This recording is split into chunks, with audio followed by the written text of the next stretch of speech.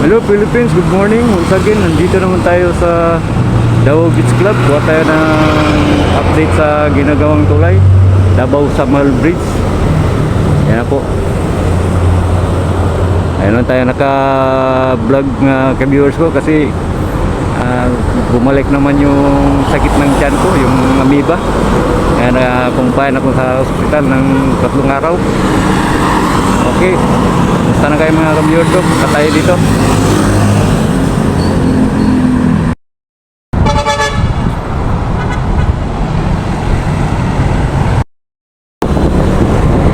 Ayan po, ito yung ikalawa nilang fabrication. Ayan, naghakot sila ng materials para doon sa dagat. Ayan po mga ka-viewers ko, dito na sila na-grill kasi palabas na eh, kunti na lang para kanto na.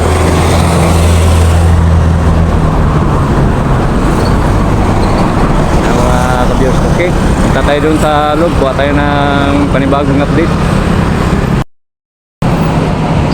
Yan, ito mga ka-viewers ko, itong building na ito parang matamaan ito ng tulay. Yan, gigibayin ito. Wala na nang tira dito, wala nang winters. Yan mga ka-viewers ko. Yan, ito na po yung building, sira na. Ito na po yung susunod nilang trabahuin. Naghintay na sila ng panahon.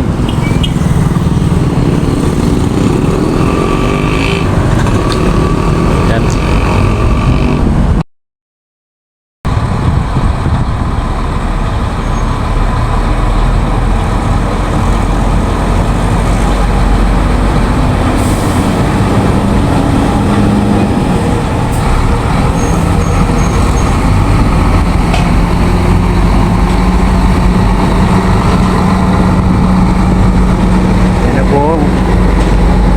Malaking kulong, hinahol na nila papunta ng dagat.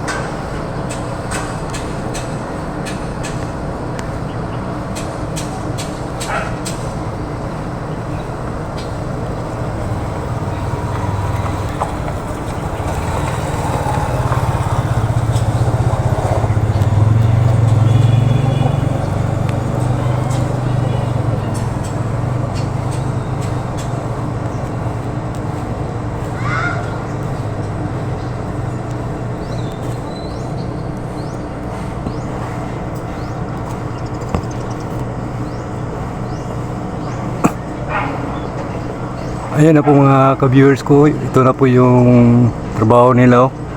Napaka-taas na po itong 4 na poste.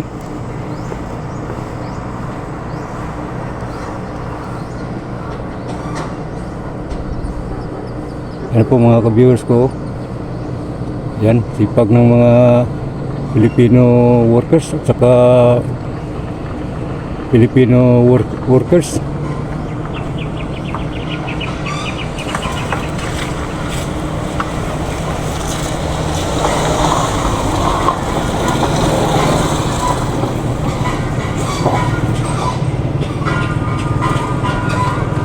Ayan na po.